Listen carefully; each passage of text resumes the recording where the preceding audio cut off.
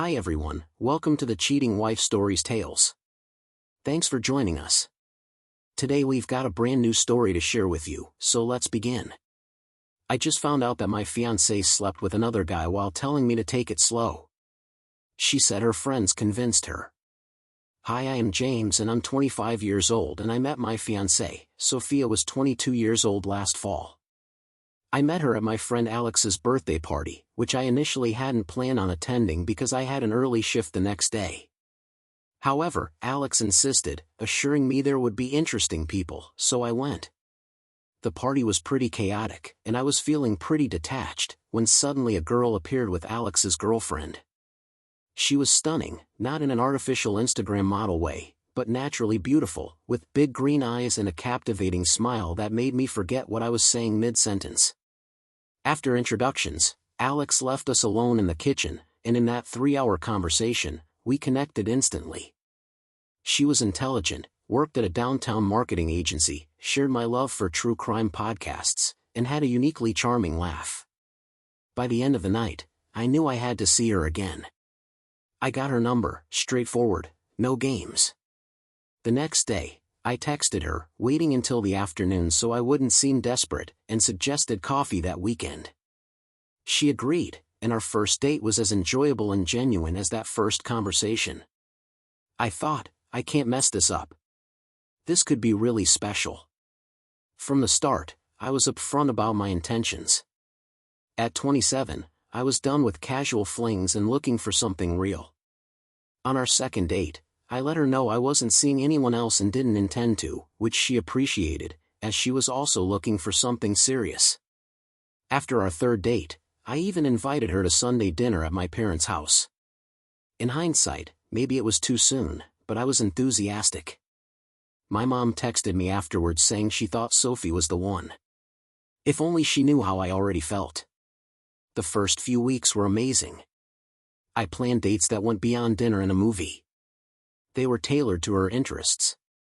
I got tickets to a local band she loved, and since she'd never been to a rooftop bar downtown, I took her to one for her birthday.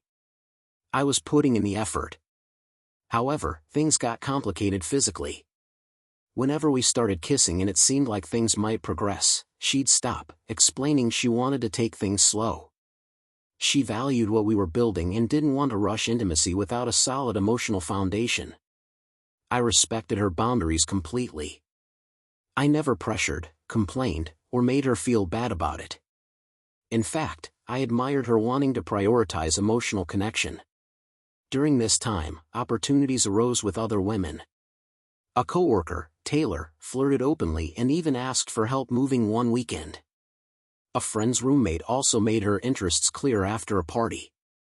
I declined both, committed to Sophie. When I'm with someone, I'm all in. About a month in, around Christmas, we had a special dinner and made things official. That night, I texted my brother saying I thought I'd found the woman of my life, even though I thought it was a bit cheesy at the time. As time went on, our relationship deepened. We started spending nights at each other's places and met each other's friends and families. A year later, on New Year's Eve, I proposed. I got down on one knee at midnight with a ring I'd saved for 3 months.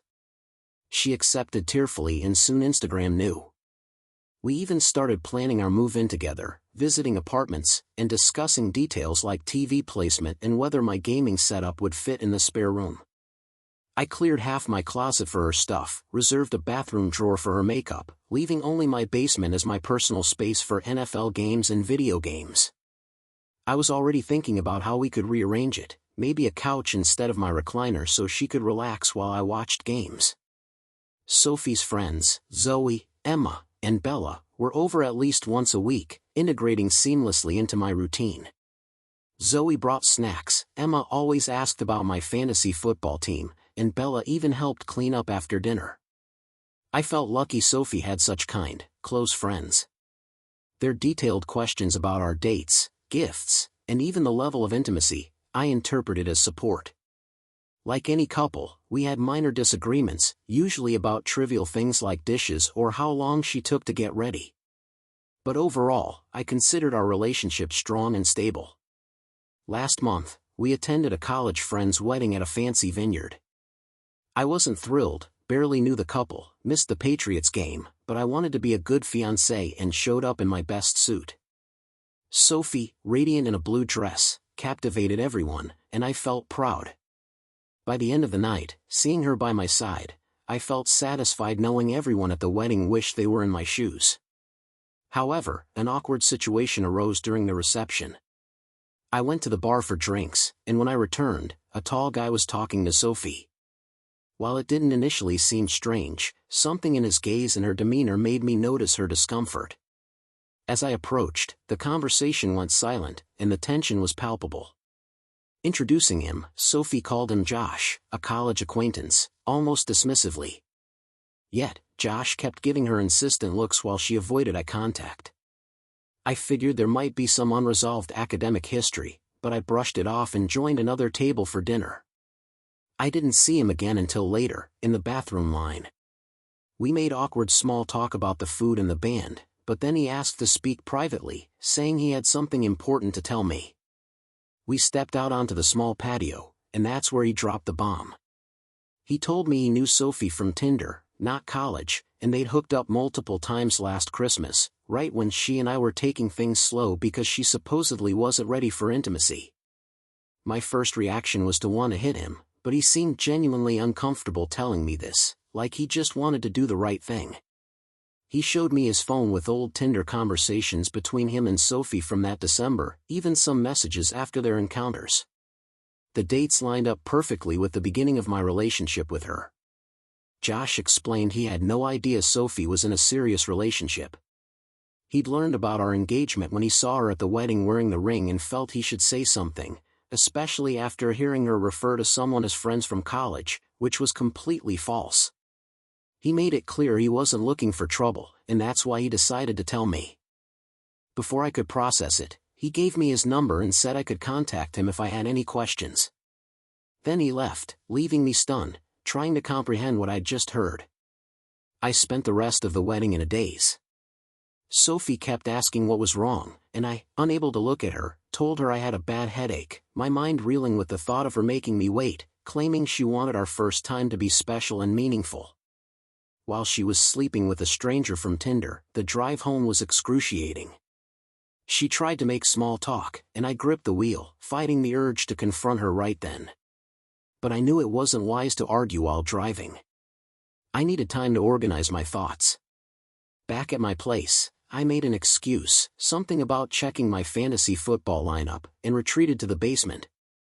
I spent 2 hours in the dim light, staring at a Patriots poster, replaying the beginning of our relationship, all the carefully planned dates, the effort I'd put in, and all the women I'd turned down to focus on Sophie, who, during that time, was telling me to wait while hooking up with this Josh. What hurt the most was remembering specific dates, like December 22nd last year, when I took her ice skating downtown, followed by a fancy dinner that cost around $200. She kissed me goodnight at her door, but stopped things from going further. Yet, according to the messages Josh showed me, she met up with him that same night. The audacity. I checked my message history from that time. I almost threw my phone against the wall. There were all these sweet messages from Sophie, telling me how great she felt getting to know me, how special our connection was, and how eager she was to build something real before intimacy. It was all a lie. I cracked open a soda and tried to distract myself but my mind kept returning to those early days, questioning if any of it had been real or if I'd just been played while she had her fun. Around midnight, Sophie came downstairs to ask if I was okay, saying I seemed off. I couldn't look her in the eye and told her I was exhausted, assuring her I'd wake up soon. She eventually went to bed, and I ended up sleeping on the basement couch, unable to bear being near her. The next morning, I checked Josh's Instagram and found old posts from December last year. In one, I could make out what looked like Sophie's purse in the background of his apartment. That image was a punch to the gut, and I dreaded the impending confrontation. Part of me wanted to pack her things, leave them on the porch, block her number, and forget about her. But after a year and an engagement, I felt she at least deserved an explanation, even though I knew nothing she said could repair the damage. She kept asking if I was sick or what was wrong. I couldn't look at her without feeling intense anger. After much insistence, I finally told her everything. I explained that I had spoken to Josh at the wedding, that I knew about their multiple encounters in December when we were just starting out, and that she had lied about how they met. What happened next I'll never forget. Her face went from surprise to confusion and then to a strange calmness. She didn't immediately deny anything, which told me everything. Then, she started with "Who's Josh?" like she didn't know what I was talking about, feigning innocence. I played along to see how far she'd go, telling her he was the man we met at the wedding, who showed me the old Tinder conversations and text messages, emphasizing that the dates coincided exactly with when she was asking me to take things slow. That's when her story changed. She suddenly remembered Josh but claimed it was brief and unimportant, something she'd honestly forgotten about. She said they only went out once or twice, nothing serious happened, and it all occurred before we were exclusive. I immediately showed her screenshots of the messages Josh had sent me, where they were planning a hookup for December 23rd, the night after our expensive skating date. In those messages, she was expressing how fun it had been and her desire to see him again. That's when she started to cry. Not genuine tears of sadness, but those manipulative tears used to make you feel guilty for confronting someone. She started saying it was all in the past, it didn't mean anything, and that, in the end, she had chosen me. I didn't budge and asked her directly why she made me wait to be intimate while sleeping with a stranger from Tinder. Her answer made me want to flip the coffee table. According to her, she made me wait because she actually liked me and saw potential in our relationship. She claimed that with men she genuinely cared about, she didn't want to rush into a physical relationship and complicate things, and she wanted to build a solid foundation. With guys like Josh, whom she saw as casual hookups, she felt no obligation to wait. The absurd logic she presented was unacceptable. How could she, because of showing interest, make me wait and jump through hoops? While with others, whom she barely cared about, intimacy came effortlessly. She insisted it was normal, many girls did it, and it meant nothing regarding her feelings for me. According to her, by the time we made our relationship official in January, she had stopped seeing Josh or anyone else. I couldn't accept that, and I told her I needed space to think, suggesting she go home. That's when her tears intensified. She begged me not to end things over something that happened long before we were officially a couple. I just repeated that I needed time to process, until she finally left. As soon as she was gone, I went back to the basement, called in sick to work, and fell into a pit of thoughts, replaying all those early dates, how I thought we were building something special, how I turned down other women, even that really attractive girl from accounting who invited me over after the Christmas party, while this Josh was having his way, getting intimacy for the price of a couple of drinks. The more I replayed it, the angrier I got. It wasn't so much that Sophie was with someone else at the beginning of our relationship, normal when you start dating, but the blatant double standard. I had to wait because I was supposedly special, while she indulged in no-strings-attached adventures. For the next 2 days, my phone blew up, messages, calls, even a handwritten letter slipped under my door. In it, Sophie profusely apologized for the pain caused, explaining that she wished she'd been more honest. She assured me that this didn't have to ruin what we had, especially after almost a year together. Finally, after ignoring her for those intense days, I agreed to meet at a neutral coffee shop. I wasn't planning to end things immediately, although I was conflicted. We had a wonderful year, were engaged, and had so many plans. Was I really going to throw it all away over something that happened in the beginning? I arrived early and secured a corner table, away from the bustle, with only the constant churn of my nerves for company. When she entered, Sophie looked disheveled, like she hadn't slept well, hair in a messy bun, minimal makeup, and wearing one of my sweatshirts, one she'd borrowed months ago. We started with small talk, her asking how I was and if I'd slept. I couldn't hold back any longer and demanded the full truth about her and Josh. No more half-truths and excuses. That's when the tears welled up again, and she started explaining with a speech laden with fear of losing me and regret for her past choices. According to Sophie, she'd done a lot of thinking and wanted to completely erase the past. Her version was that her friends, the ones I'd hung out with numerous times, Even the ones who seemed friendly at parties and dinners had coached her to treat me differently than guys like Josh. They'd advised her to make me work for her attention while keeping her options open with casual encounters. One of her friends, Zoe, even told her, and I quote, "Make him prove he's not just after a relationship. Don't give it up, but you can get yours on the side if you want."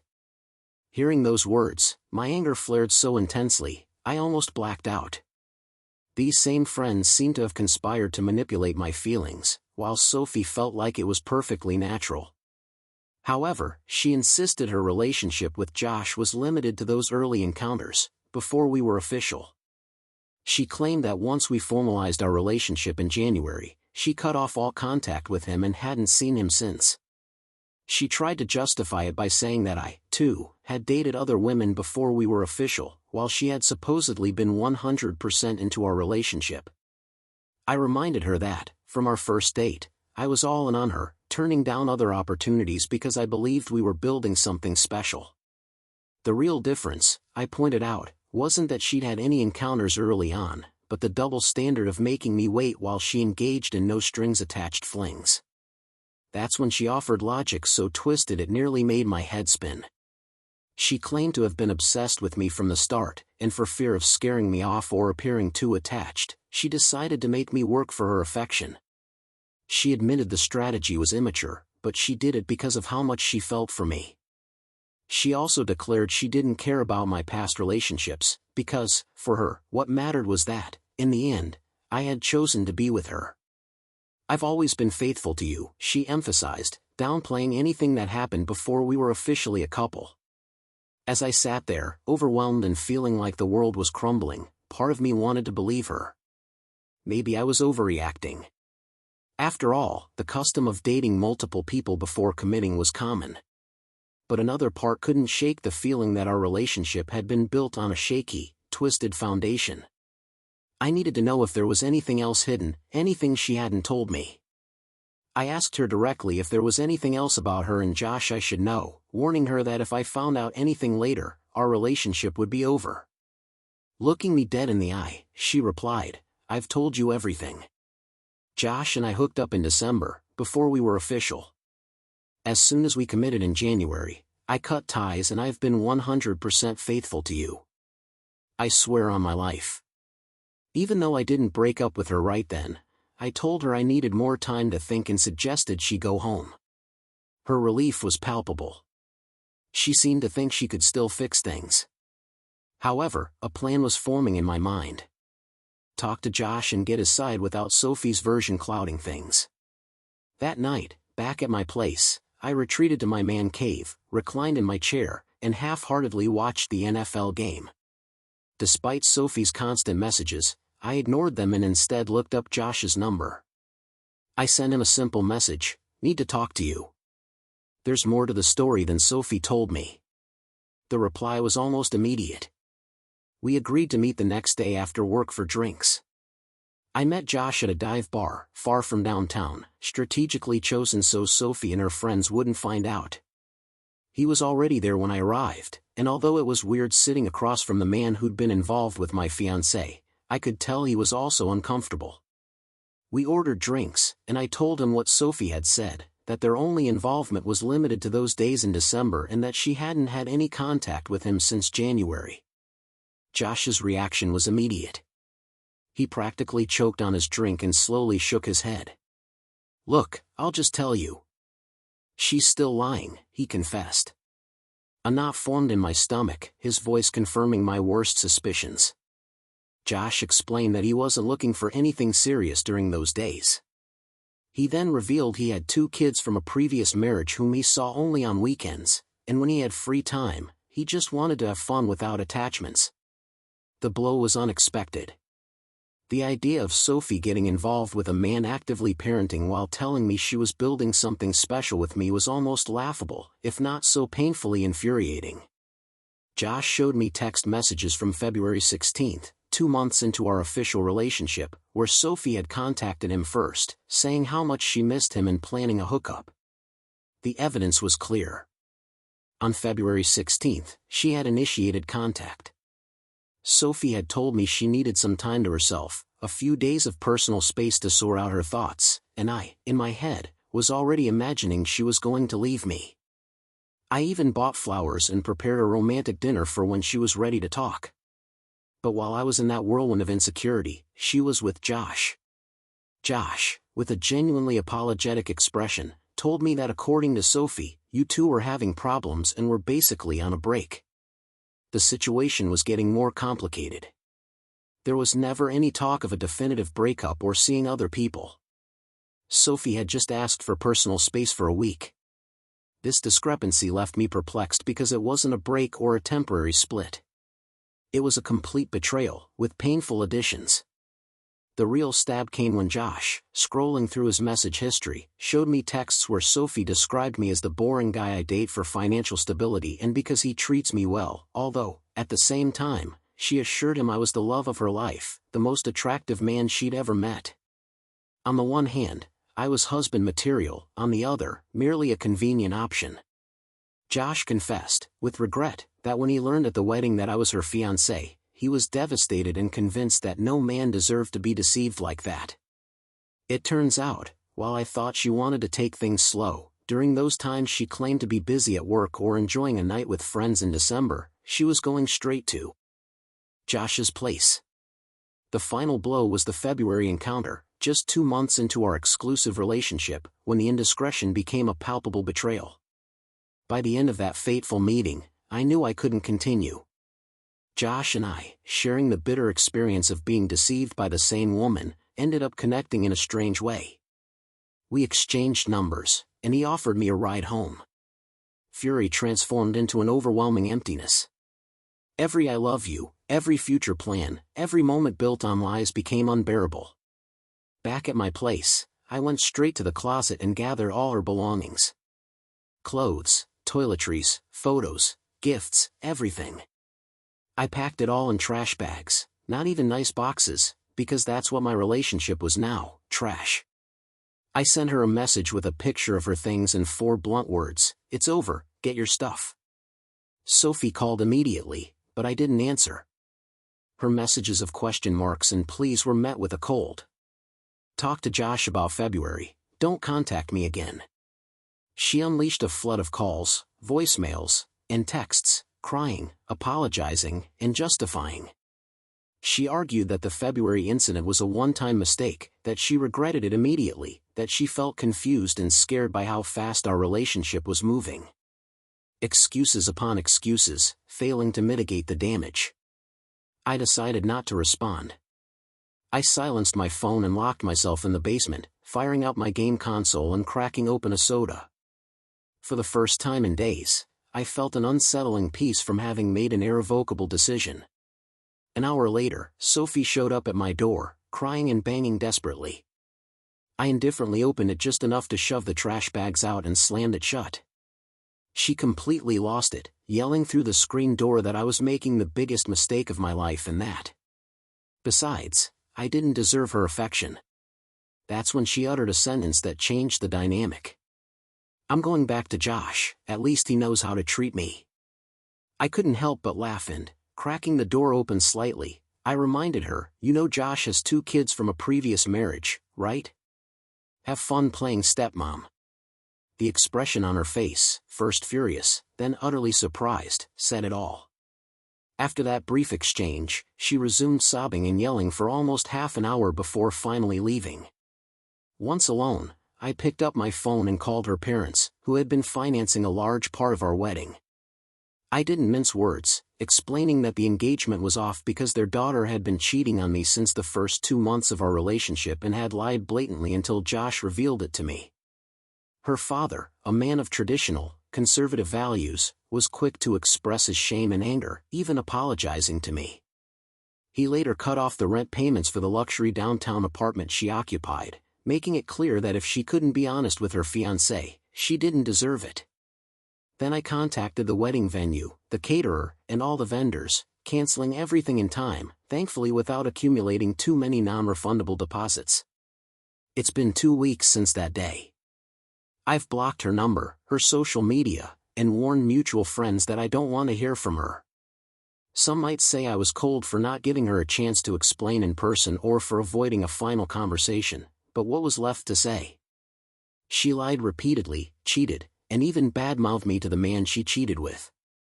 I'm not one for dramatic scenes or big confrontations. When something is over, it's over.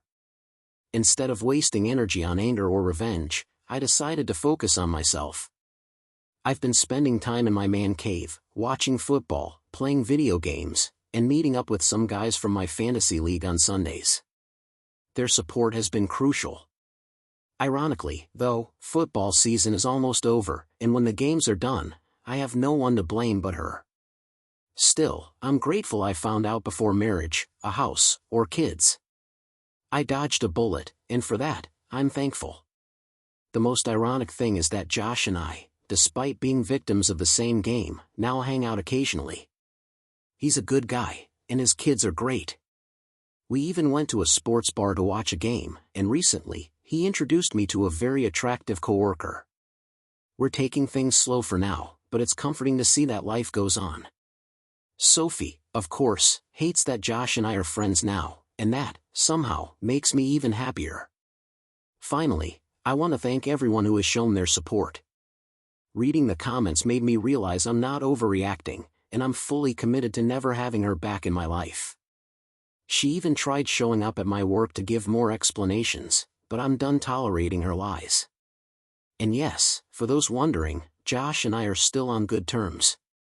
We see each other now and then, enjoy the games, and share some laughs. And he, just like me, got played. If you liked it, don't forget to leave a comment and support the channel by subscribing. See you in the upcoming stories.